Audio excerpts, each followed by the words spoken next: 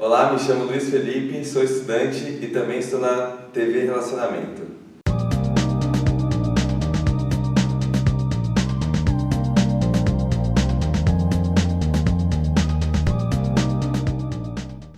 Olá, internautas! Iniciamos mais um programa Gestão Executiva. Hoje o programa está maravilhoso porque nós temos aí uma profissional que vai nos dar dicas importantíssimas de saúde, de bem-estar, de vida e também de carreira. Por favor, gratidão imensa por você ter vindo aqui, tá? Eu quero que você mesmo se apresente aí, porque você é digna de reverência. Eu sou a Flávia, eu que agradeço pelo convite. Eu sou psicóloga de formação e tenho uma trajetória aí na área de carreira. E os últimos 12 anos da minha jornada profissional foi na área hospitalar, mas eu tenho outros trabalhos além da minha atuação dentro do hospital em que eu atuo hoje. E eu quero contar um pouquinho para vocês, então, né, muito além dos títulos, nós temos a nossa história, então é ela que eu vou contar um pouquinho hoje. Perfeito. Flávia de Oliveira, onde você nasceu e em que momento que a saúde entrou na sua vida? Muito bem. Eu sou de Santo André, do ABC, eu moro lá até hoje, então minha vida toda é no ABC, mas eu não construí a minha carreira no ABC. Eu construí a minha carreira toda em São Paulo. Então, a minha primeira oportunidade, eu comecei a minha jornada em agência de emprego aqui no centro de São Paulo. E em seguida eu iniciei num hospital japonês, foi a minha primeira oportunidade em 2010. E desde então o bichinho da saúde me mordeu e eu nunca mais saí da área da saúde e sempre atuei constantemente, porque é algo que está diretamente relacionado ao meu propósito de vida, o cuidar do outro. Então a área da saúde é a área que eu mais me identifico de negócio para atuação. Você sempre gostou de gente desde pequena? Porque é uma coisa fundamental, né, para quem faz de saúde. Sempre. Eu desde criança eu era a pessoa que organizava as brincadeiras, era a pessoa que definia qual brincadeira ia ser. Então eu sempre estive com pessoas, então desde sempre. Perfeito. Ô Flávia, e quando você começou nessa área, você viu a grande necessidade de servir, de dar acolhimento, você percebeu isso logo no começo? E a questão que eu percebi foi a necessidade que nós temos de cuidar de quem cuida. Porque fortalecer esse pessoal, né? Exato, o enfermeiro, que é o core do negócio da saúde, a linha de frente, a área de operação, né? Que tem as copeiras, os eletricistas que estão lá na UTI quando deu algum problema, no ar-condicionado, no centro cirúrgico. Essas pessoas estão diretamente relacionadas ao paciente. Sim. E eu preciso cuidar dessas pessoas, não só desenvolvê-las, mas gerar nelas também o desejo de servir. Porque se você não tem isso dentro de você, estar na área da saúde vai ser cada vez mais difícil. Porque você faz muito além, é convidado, eu diria, a fazer muito além daquilo que você é pago para fazer. Né? Que é, por exemplo, eu estou em alguma reunião, um paciente me para e fala, onde é a portaria? Eu paro tudo o que eu estou fazendo e acompanho ele até a portaria. Porque todos nós somos responsáveis pela experiência do paciente. Então, essa é a provocação que nós trazemos todos os dias no segmento da saúde. Ô Flávia, uma pergunta. Tem algumas áreas que são consideradas invisíveis, mas fundamentais. Por exemplo, a parte de cozinha e alimentação, a parte de lavanderia lá, de todos higienização, tal, esse pessoal tem que ser tratado da mesma forma que todos os que aparecem em linha de frente, né? Sim, nós temos, e é uma coisa que a gente trabalha muito na instituição que eu represento hoje, né? Que Pode falar isso. É o Hospital Único Brasileiro. Ok. Nós temos uma questão que é a premiação por tempo de casa. Nós tivemos, inclusive, ontem um evento que a gente fez de engajamento chamado The Voice Aganipo, que era uma criação de paródias de músicas com as questões medicamentosas, a ordem da medicação, tudo voltado para a acreditação hospitalar, né, para as ROPs que a gente fala. Sim. E nós tínhamos as pessoas, as copeiras que fizeram. Veja, as copeiras montaram uma paródia de uma sequência medicamentosa para garantir a segurança do paciente. E cantaram ainda? E cantaram sem estar ligado à assistência. Olha que interessante. Então, todos os colaboradores, eles estão envolvidos para lembrar do servir, lembrar que o paciente ele tem que ter uma assistência segura, lembrar que a experiência do paciente conta muito mais. E todos nós somos responsáveis. Desde a portaria lá do estacionamento, do capitão porteiro que abre a porta do carro para o paciente, até a comida que ele vai receber lá na dieta, né, passada ali pela internação, né? Então, o quanto é importante a gente ter esse olhar é algo que a gente fomenta muito. E isso faz todo sentido para o negócio. Isso daí é ação de encantamento mesmo. Exatamente. Tá bom. Como que você consegue... porque o ambiente hospitalar ele é pesado, né? Todo dia ele já tem surpresas, né? Como manter o pessoal assim, motivado, tá? Todos os dias? A gente tem algumas coisas que a gente fala da cultura japonesa que está diretamente ligado aos nossos valores, né? Você se identificou quando você foi lá ou não? Ou assim, você falou, nossa, o negócio japonês é tudo difícil, não sei o quê. Mas então, já é a segunda escola japonesa que eu trabalho, né? Então, eu me identifico muito com a cultura. Porque além de respeitar a cultura, eu acredito na cultura. Né? Daquela questão que voltando para o Ikigai, que eu acho encantador. A gente tem alguns valores. Propósito de vida, né? Exato. A gente tem alguns valores totalmente ligados à cultura.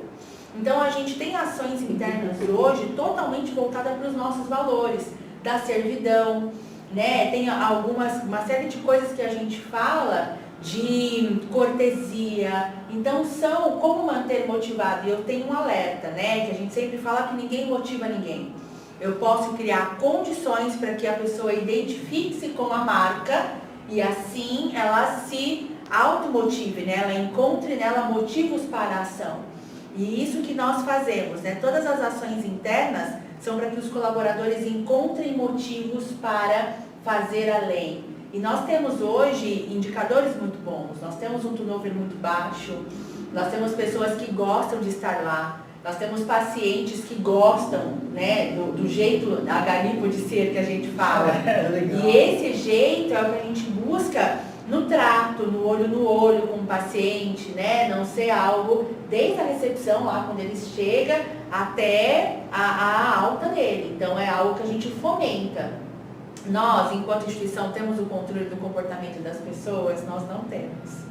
Mas o que está no nosso controle é trazer a reflexão de que ele pode sempre encantar alguém. Existe um propósito nesse trabalho.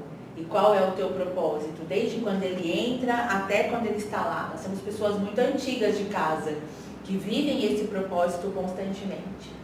Muito bom. Ô Flávia, para você, né, que está nesse ambiente todo, né, a tua facilidade em comunicação, tá? A tua oratória é perfeita. Como é que isso que te levou a ser uma grande palestrante?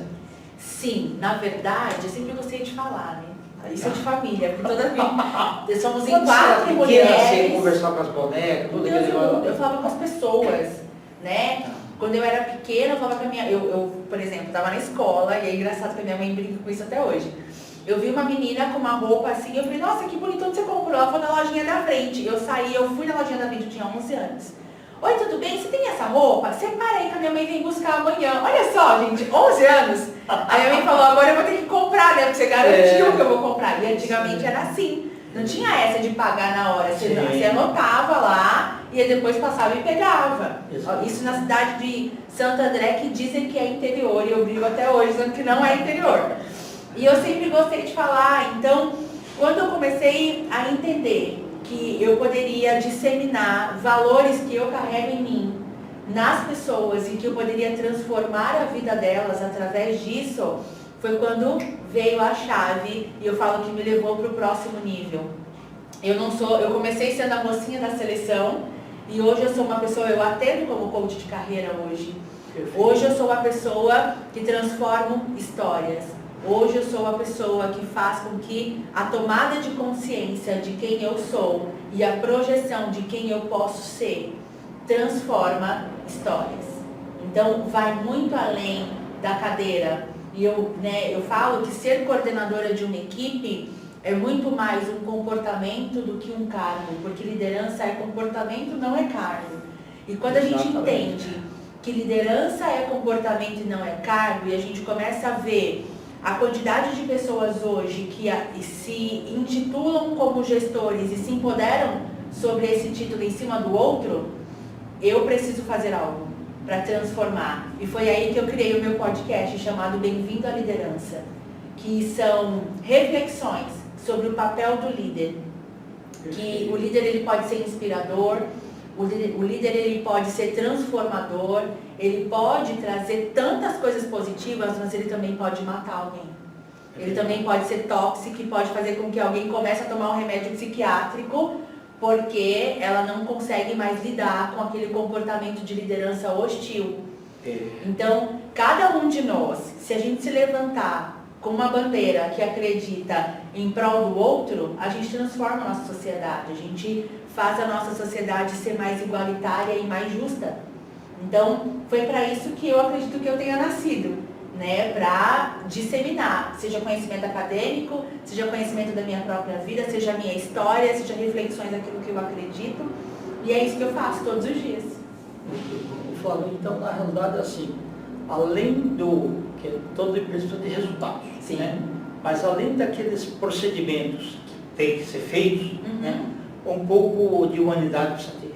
Precisa. Né? Não pode ser... Eu trabalhei muitos anos em regime de chicote, né? Aquele resultados e não esforços, manda quem pode, obedece quem tem juízo, mas eu achava que ele estava errado. E ao longo do tempo a história mostrou. Sim.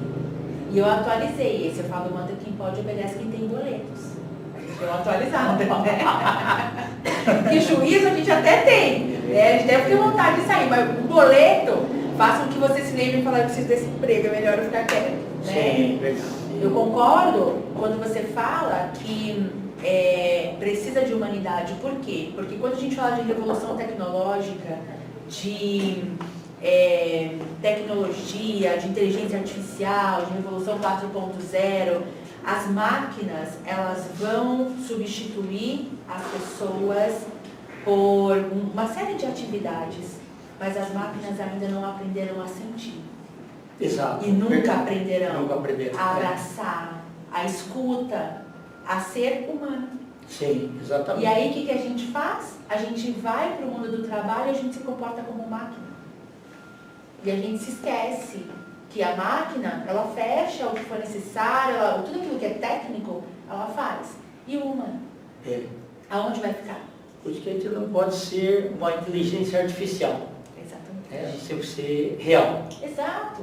E as pessoas não se tocam, elas não se abraçam, elas não se relacionam. E isso está diretamente relacionado à gestão das emoções, né? E a gente fala muito sobre isso, que a inteligência emocional ela é responsável por 80% do nosso resultado. Sim. E a gente eu aprendia na escola e fiz testes de QI, porque a gente entendia que quem tivesse um consciente intelectual alto alcançaria altos patamares nas empresas e na carreira. E aí a gente vai tendo uma evolução da sociedade e a gente identifica que o consciente intelectual é responsável apenas por 20% do seu resultado. Porque não é o que você faz, é como você faz. Exato. E o como está diretamente relacionado às emoções, porque todo comportamento ele é emocional, ele tem uma base emocional. E você como gestora, você tem que observar a maneira como que se trata os clientes. Exatamente. Eu falo muito sobre a experiência do candidato. Então, todo candidato que chegou lá, ele chegou às 9, ele vai ser atendido às 9. Até porque ele está fora do mercado, porque ele não tem nada para fazer. Sim. Então, isso é respeito. Então, o mesmo respeito que a gente fala para os pacientes, também fala para os candidatos. E aí eu chego para um candidato e falo, olha, o gestor está chegando, vai atrasar 20 minutos. Eu preciso informá-lo que vai atrasar 20 minutos. Então, essa experiência, o meu time todo está comigo nessa. Né? Porque a gente fala a mesma língua Porque a gente é todo mundo pessoas que gostam de pessoas e que cuidam de pessoas. Então, todo o processo, a jornada desse candidato, né, desse onboarding que a gente fala, é extremamente cuidadosa, é algo que a gente se preocupa justamente para gerar uma boa experiência. Ô Flávia, se a gente fosse ver a Flávia de hoje, com a Flávia de 15 anos atrás, era diferente? Com certeza, gente, eu adoraria ter a cabeça que eu tenho hoje há 15 anos atrás. Mas, obviamente, não é possível.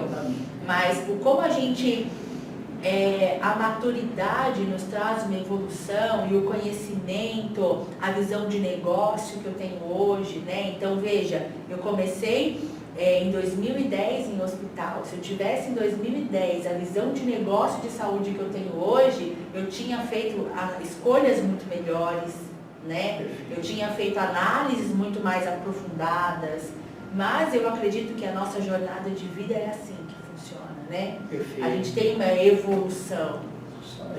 E você está naquela situação maravilhosa que é assim, cada dia nós temos que ser uma pessoa melhor e nós temos que conversar com pessoas sempre melhores que a gente. Sim, e uma coisa que me mudou muito foi a minha formação em coaching. Eu fiz uma MBA em coaching em 2010, eu finalizei, eu comecei lá em 2008. E é interessante porque eu já gostava muito do tema, mas eu não tinha feito a formação ainda. E na AMB Morumbi, que foi a universidade que eu fiz, tinha uma MBA em gestão de pessoas, liderança e coaching. Eu falei, gente, é pra mim, eu vou fazer. E eu fiz essa MBA. E aí eu fui aprendendo o olhar acadêmico. E aí eu fiz algumas outras formações, né, de grafologia, que é a área que eu atuava pedia, metodologia DISC. E aí em 2016 eu fiz a minha formação em coaching. E eu decidi começar a atender. E como nós aprendemos atendendo? Isso complementa muito o seu trabalho, né? Orientando as pessoas, eu aprendo. A gente pensa que a gente vai dar, a gente verdade. recebe. Recebe. É uma troca de energia fantástica. É um flow, né, que a gente fala, uma conexão. E desde 2016, quando eu decidi começar a atender como coach, e eu atendo desde então, eu fui aprendendo muito. Fui aprendendo muito mais sobre liderança, fui aprendendo muito mais sobre a área executiva. E aí, por que eu falo de negócio de saúde, né? Porque em 2021 nós fizemos um MBA em Company pela FGV lá na instituição, e eu fui uma das alunas, tive excelentes professores da FGV sobre gestão de negócio em saúde.